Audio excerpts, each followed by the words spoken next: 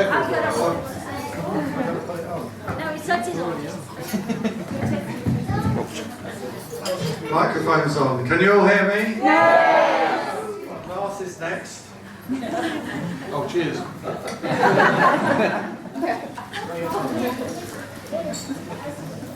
What's that? What's it? What? Yes. Spectacles. Spectacles, testicles, glasses. Yeah, whatever. Okay. I'm sure everybody here knows me, but just in case you don't, I'm Kath's dad, and it's my privilege to welcome you here today.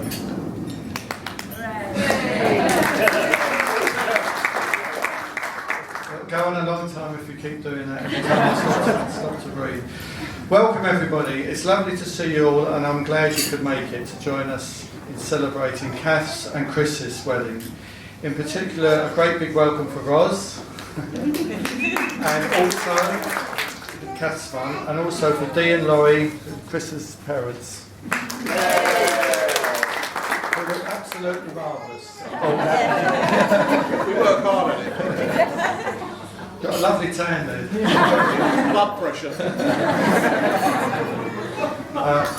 Absolutely marvellous, but we mustn't forget that if it wasn't for them, we wouldn't be here today. Yeah. We've been doing our business in the years past. Come on, Brian. This is Kath's and Chris's day, and firstly I must say how proud I am to be able to bring Kath here for this ceremony. She is both a beautiful and a delightful bride, a loving daughter, and I'm sure Chris must feel enormously pleased with himself for having met her those few years past. However, there are even more important qualities than the previous ones I have mentioned. These are the inequalities of a person's makeup, their heart and soul, of which Kath has in overwhelming abundance. The heart to love Chris, Beryl and Emily and all of the wider family, and the soul to know and understand them. I'd like to tell you about an event that happened last Christmas. As a family, we would every year all try to meet at my parents' grave. My mother's birthday, which is Catherine's grandmother, was between Christmas Day and New Year's Day. And we would remember her and past good times.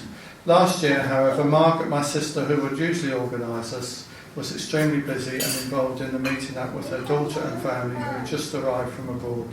So Catherine stepped into her shoes and stated that she and Chris, Belle and Emily would visit the grave on a certain day, and would anyone else like to attend?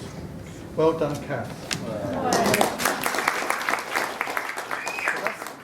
That's not the end of that story.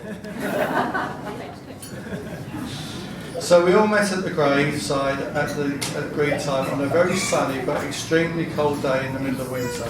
It was just about 0, so everybody was shivering a bit, but the sun was shining.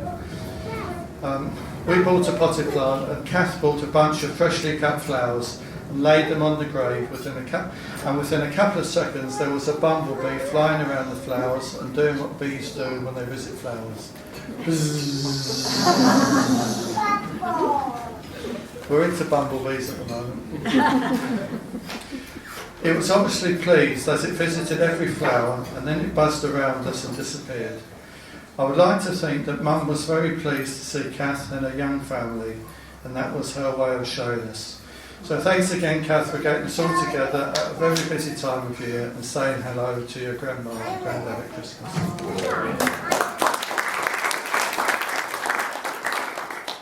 And now for Chris. Welcome to the family. As far as Roz and myself are concerned, Chris has been a member of the family since the first day we met him.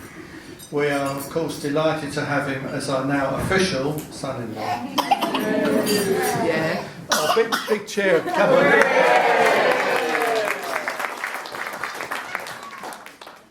Chris is the ideal person to have on your side. He is a wonderful and loving partner to Kath and a totally hands-on dad to Belle and Emily. Chris never fails to surprise me. I'll look at there, Brian.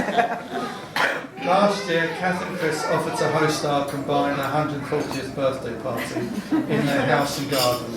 And when it came to selecting the food, Chris had no hesitation in offering to cook a paella for 80 plus people.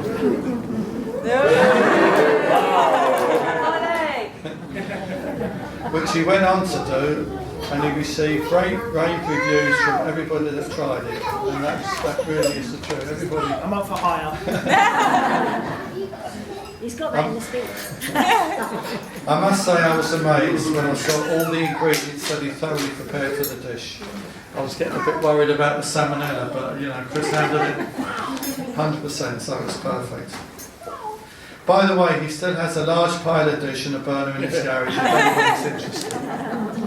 He also makes a very good football coach. Also, I have to admit that I have had to give up my lifelong loyalty to Charlton Athletic FC and become a Crystal Palace supporter.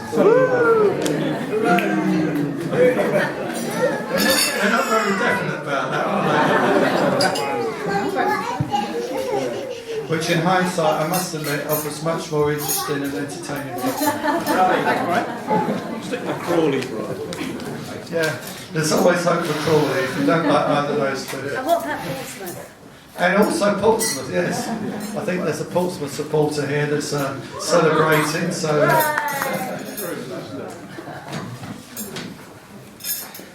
Parting wisdom. I believe that it's also a requirement of the Father's speech that he imparts some words of wisdom to the happy couple. And all I can say is keep doing what you're doing.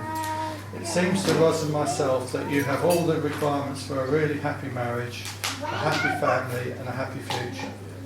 So keep going as you are, but know that both Mum and myself, and I'm sure I can speak for Dee and Laurie, we're there if you need us for any help or advice.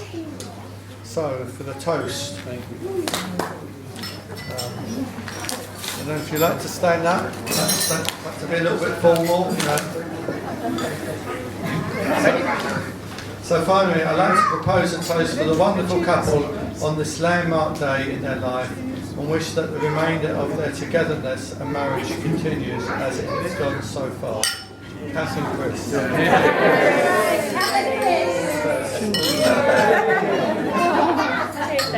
Cheers. Cheers. Cheers. Yes. Cheers. Right.